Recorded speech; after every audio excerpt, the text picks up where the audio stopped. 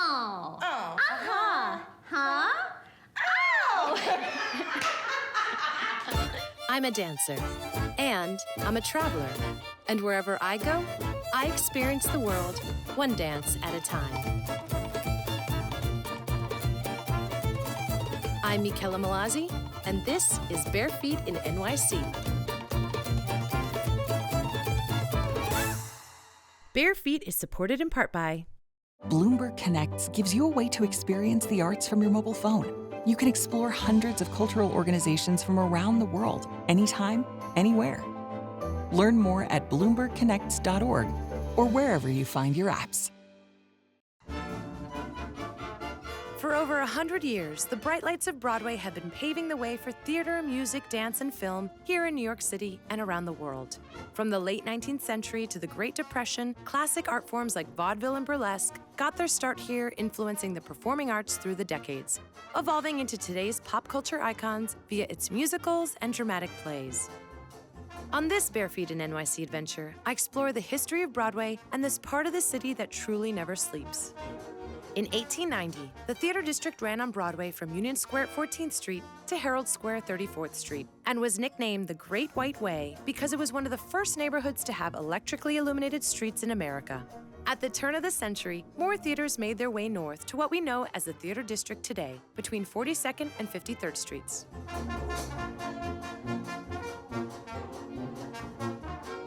Broadway has been a place to see all forms of entertainment for over a century. Every year, an average of 12 million people attend a Broadway show. I head to the Ambassador Theater on West 49th Street, home to the longest-running American musical on Broadway, Chicago. My goal is to jump on stage with a few of the cast members from this show. After getting into character with hair and makeup, I meet with dance captain David Bushman to give me a crash course on Chicago's iconic choreography by Broadway legend Bob Fosse. Why don't we paint the town?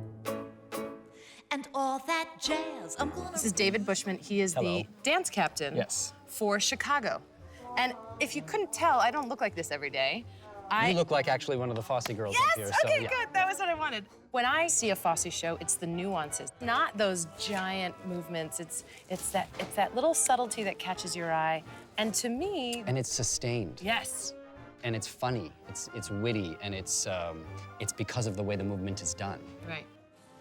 So... Starting here, 5, 6, 7, 8. 1, 2, and 3. Bob Fosse notoriously grew up in cabaret clubs, and his style of choreography can be described as stylish and sexy, obviously drawing on influence from his upbringing. It was a perfect fit for a Broadway production such as Chicago. The last kick is here. 1, 2, 3, 4, 5, 6, 7. Yeah.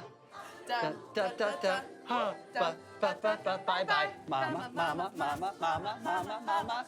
You don't see a bunch of sets moving. You don't see all of that stuff. We're figuratively and literally kind of naked on stage. So what you see is what you get. You get the artists telling a really, really good story. Hi. Hey, how you doing? Mickela. Mickela, James. So nice to meet you. Thank you for doing this. Welcome to Chicago. Thank you.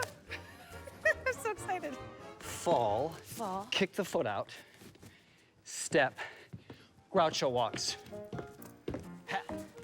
Ha. Ba. Ba. It's exactly at the same time as you're kicking the drum and you're hitting the drum with your hands. I'm on Broadway, guys. This is amazing. I'm sorry. It's as if we're literally up there doing a little vaudeville act, and there are moments, little stop time, that you'll literally feel like you're doing a vaudeville number. Right. And people all can relate to vaudeville. Yeah. You know, it's been in our history. Well, in this area, in Times Square, it was all vaudeville. It was all vaudeville. And you know what's great about that is that that's the link to today. Mm-hmm. You know, that is the link from where, that's why this work is so strong. Yeah. And that's why people keep coming back. Vaudeville shows consisted of musical acts, dancing, magic, freak shows, burlesque, and comedy, all unrelated to each other, much like a variety show. Until the 1930s, vaudeville shows were some of the most popular performances in America, and the vaudeville theaters here in New York City paved the way for the musicals that would soon follow. The thing about Fosse is that he came into his time with this show with the revival. It was a little bit ahead of its time in the 70s for whatever reason. It's, 18 years later, here we are still doing the show. I think I got it. Yes, you do.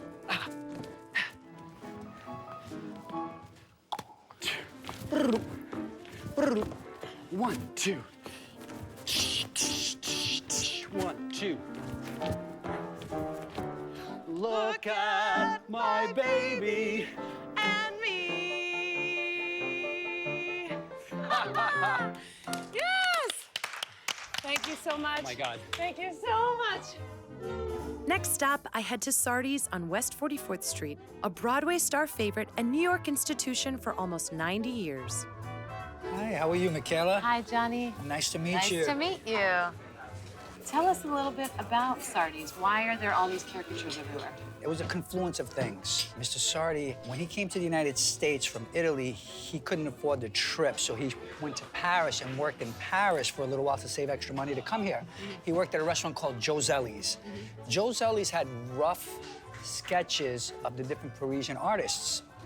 So he had that idea in mind, and the Depression hit in 1929, and there was an artist by the name of Alex Gard. And so basically they struck a deal. I can feed you 2 meals a day if you do 2 caricatures a day. Wow. And he told him, and also, you don't criticize my food and I won't criticize your artwork. And that deal struck. And even after the war, Mr. Sardi offered him a contract to pay him. He says, I'm doing fine with the publications that I'm doing with. Let's stick to our original deal. And I want you to see. Wow. Wow, these are old. This was over 30 years ago. Anthony Hopkins. Wow. What an experience just to see this. Yeah. Being able to come to a restaurant that's been here for almost 100 years in New York City, that says a lot. Oh, yeah, especially for New York. In New York, because yeah. you have restaurants that open and close within a year, 2 years, and... Yeah, and this is just an institution, like you said, and here you have pieces of art, of history, of pop culture. I mean, these are icons of their time. If someone's coming to New York and they want to see a Broadway show, are they likely to see some of the performers here at Sardi's? Oh, I know before they used to come a lot. Yes, no, they still do come a lot. And most of the actors and actresses from different shows eat here all the time. Mr. Sardi had a motto that he impressed upon everyone. He says, treat movie stars like regular people and treat regular people like stars. Yes. You can't go wrong. Throughout Broadway's changes and transformations, one thing is constant. Young people are influenced and inspired by theater and Broadway's legacy. The next day, I meet with Erin Glass, founder of Broadway Bound Kids, a performing arts education organization based here in Manhattan, whose mission is to inspire and empower kids of all ages through the performing arts. This was started in 2004 with me just kind of knocking on doors and teaching classes at some schools around the city. And then at first it just sort of grew like word of mouth from there. And now we have 36 classes a week, and we work with over 450 students each week. Broadway Bound Players is our free Saturday program. New York has so many arts programs, but a lot of them are too competitive or too expensive. So even though the kids audition to come, it's more showing that they really want to do this, and it's showing their level of commitment and excitement for it. The idea is that we want to give the kids a community and a place where they can belong and come and have fun and, just be creative, have their jazz hands. Jazz hands. The Broadway Bound Players are rehearsing for the show Junie B. Jones, and I learned some of the choreography from Hadley Cronk, the director and producer of the children's production. The first move and the main move that we do is just a fan with our arms, step, touch, 1, 2, 3, 4. Top secret personal beeswax. Now you have 4 counts of freestyle. Awesome. Community is really hard to find here sometimes, and especially the theater can be so competitive, so I wanted kids in New York to have something that felt more like a community theater program. I can hardly believe it. It's almost too good to be true. Olivia. Yes. And David. Yes. You guys are Broadway Bound Players. What do you like about being a Broadway Bound player? I like Broadway Bound because it's so fun and energetic. I can do everything. It's like I love theater. I can act, I can be like dramatic and all that.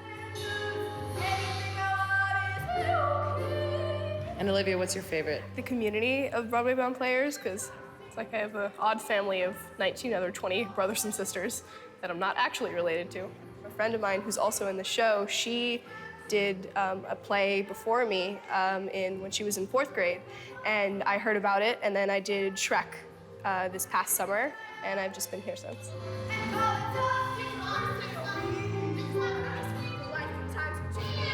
Neil, who plays Mowgli right now in Jungle Book, is a Broadway-bound kids student. And then we've had other students who have also wanted to go on and they performed regionally. Some have been on Broadway. It's also, we have students that have been in our programs for 6 years, and just getting to see them grow up and be confident and happy and still have so much fun with it, and also still have friends that they've made from 6 years ago is very rewarding.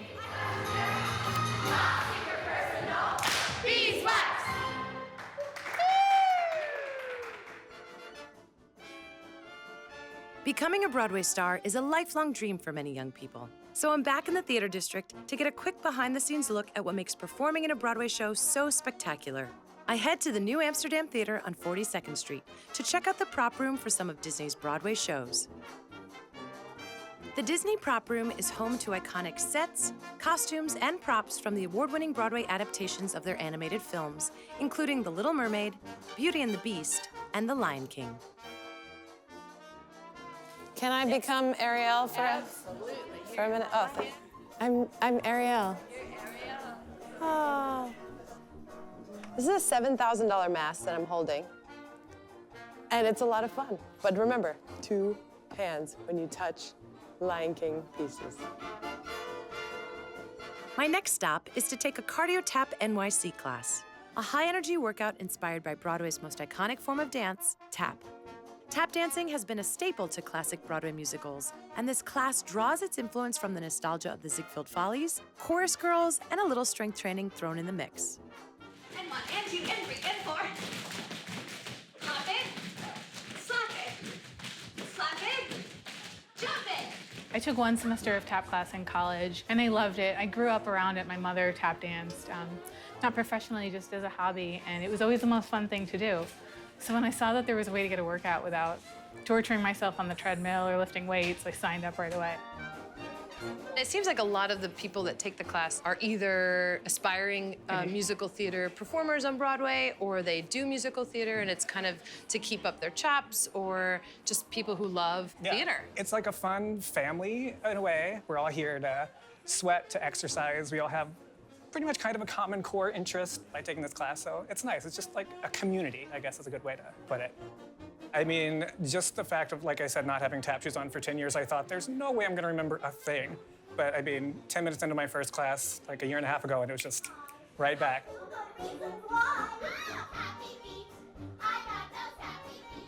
First and foremost, Cardio Tap NYC is community, and that's really what we're after. But as we were building this community, we wanted to make sure that we really put fitness at the forefront, because of course you can go take a tap class, you know, you can go take a tap class, but we want to do something special.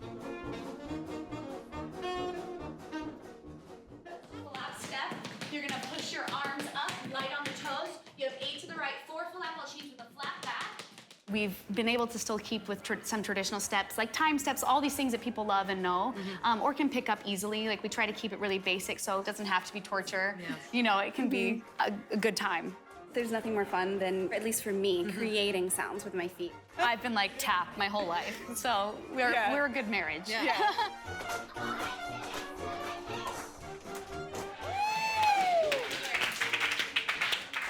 Oh my God. The vaudeville shows that lived on Broadway in the late 19th and early 20th centuries also included burlesque performances.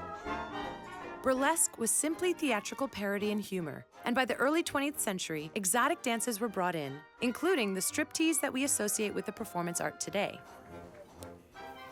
I feel like Miss Piggy right now with these colors. To get a better sense of this art form and to learn more of its history, I meet with Joe Weldon of the New York School of Burlesque. So tell us a little bit about the history of burlesque. Well, it's got a really long history. It goes back to ancient Greece. Oh, and, wow. Yeah, and there were plays that were kind of making fun of, you know, high-level politicians and the high arts, and there was a lot of outrageous behavior and adult humor in them, but there wasn't any striptease. The striptease came into burlesque at about the 1910s, 1920s, and nobody can really pin it down. But it sort of redefined burlesque. And it added a level of not just sensuality, but glamour to it. Turn it toward whoever's looking and just roll that shoulder. Oh, and the boa totally accentuates that. Uh-huh. So feathers and sparkle and all the things we use exaggerate all our movement.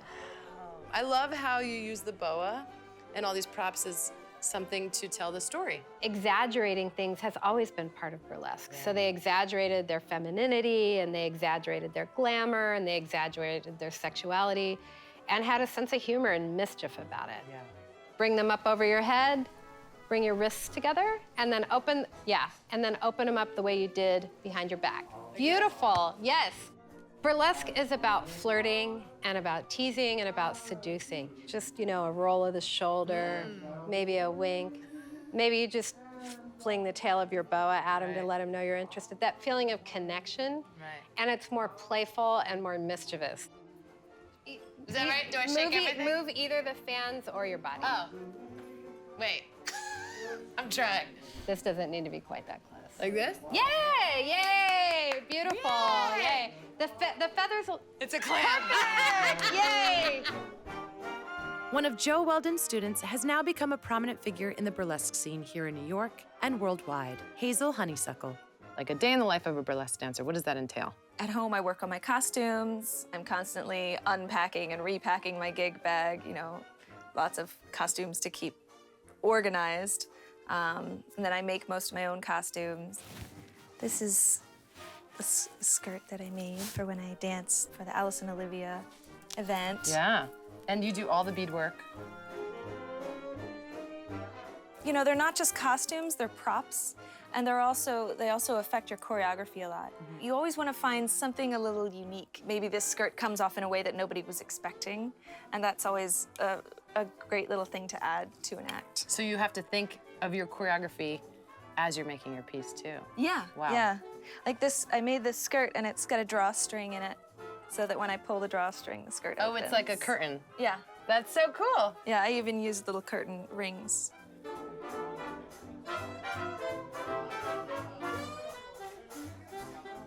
The American burlesque scene has made a comeback in the past 10 years, and Hazel's busy schedule can include multiple performances in one night alone. This centuries-old art form that was thriving in Broadway's theaters still lives on today with the next generation of performers. Please welcome to the stage, Hazel Honeysuckle.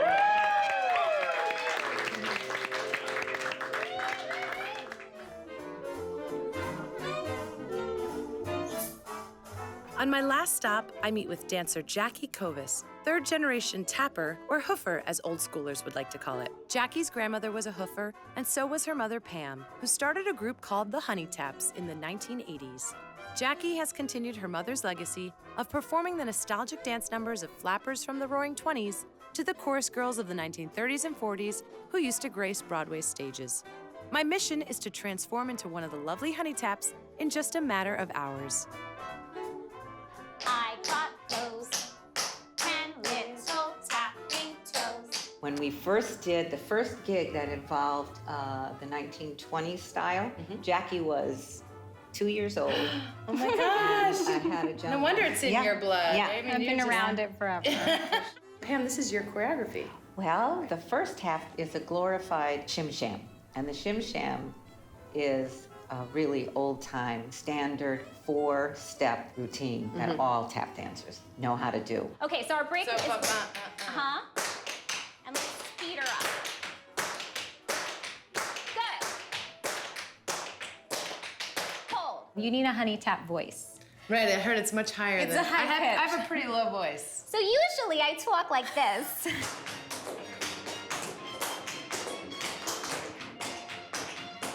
Well, my mom said, oh, there's this great band, Vince Giordano and Nighthawks, and they're in New York, and let's go check them out. So Vince was really our first gig we ever had. Wow. And then from there, we just kind of built the group. It started getting a buzz. What are these honey taps? I want to be a honey tap. And then we started booking parties and corporate events and galas, and now we get flown places, and it's just like growing and growing. Oh my gosh! Smoke coming out of the shoes. A dancer's feet actually are the most unattractive feet in the world, probably. Welcome to the club. I recreated her material. I've shipped it all out taken to a New couple York. liberties, but it's all Yes. her stuff. Well, yeah, but she's really repped it up, and the gals she has are They're great. top notch. Pretty close! Great. The Honey Taps perform every week at Iguana, located in the northernmost part of Broadway's Theater District on 54th Street. Together with the legendary Vince Giordano and the Nighthawks, they transport their audiences back to the golden era of radio orchestras from the early 20th century. Well, playing the music of the 1920s and 30s started when I was 5 years old. My grandmother had a wind-up Victrola, and I would just sit there for hours. And everyone thought I was nuts, and they still think I'm nuts. But this music had so much great spirit, optimism. It was so carefree. It was just a wonderful transport to another era.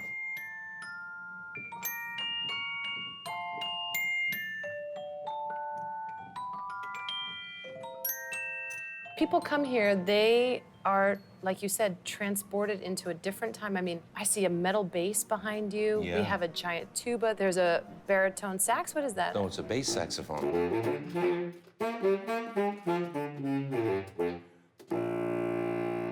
Yeah. Now you're holding a very interesting looking instrument. Yes. It looks like a violin slash horn Yes. slash Picasso piece, almost. It's called a phonofiddle, part violin and part phonograph, and it has a little pickup like Oh, that. it's a pick. So this is Right. a pickup. Yeah, well, it's the horn, Right. and the sound comes out of, Wow. and you can really get some great volume out of this. And that'd be a nice, polite little society sound. Right. Well, say you want a little bit more, you know, happening. Here's the same notes.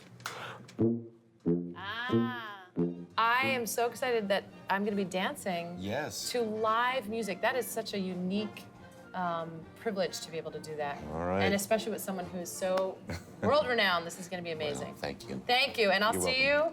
Real soon. tonight. See you on the battleground. I will see you on the battleground for sure. What a night, what a night. Vince Giordano and the Nighthawks here at the Iguana with the Honey Taps and special guests.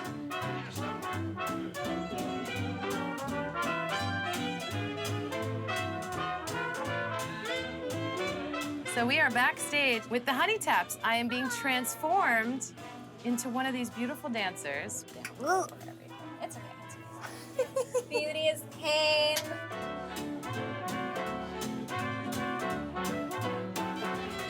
Do I look totally weird right now? No, you As a need more blonde? makeup, but we'll fix it.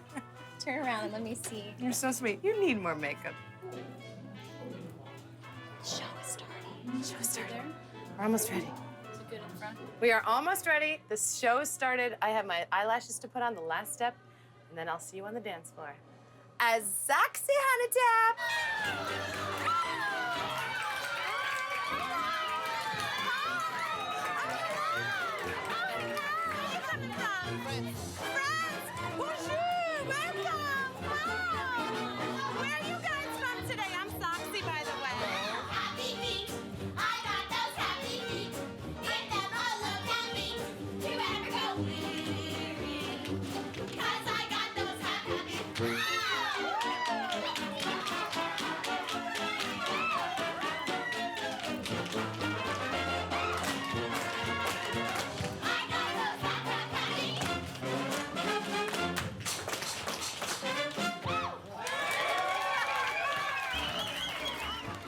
New York, New York, it's a hell of a town. Leonard Bernstein's Broadway hit On the Town couldn't have said it any better. And the Great White Way, or as we now know it as Times Square, is the heart of this city, pumping the energy, history, and artistic spirit that runs through the streets of New York. As predecessor to America's pop culture throughout the decades, Broadway has proven its resilience and continues to be relevant. Broadway will forever be a magical place in this city and in the world. A place where dreams are made and where stars are born. And I'll see you on my next Bare Feet in NYC adventure, wherever it may take me. You can stay connected with us on travelbarefeet.com, where you'll find extra bonus videos, join our Bare Feet series conversations through social media, and stay updated with our newsletter. Charleston, Charleston, Charleston. in front of the Ambassador Theater, in front of the most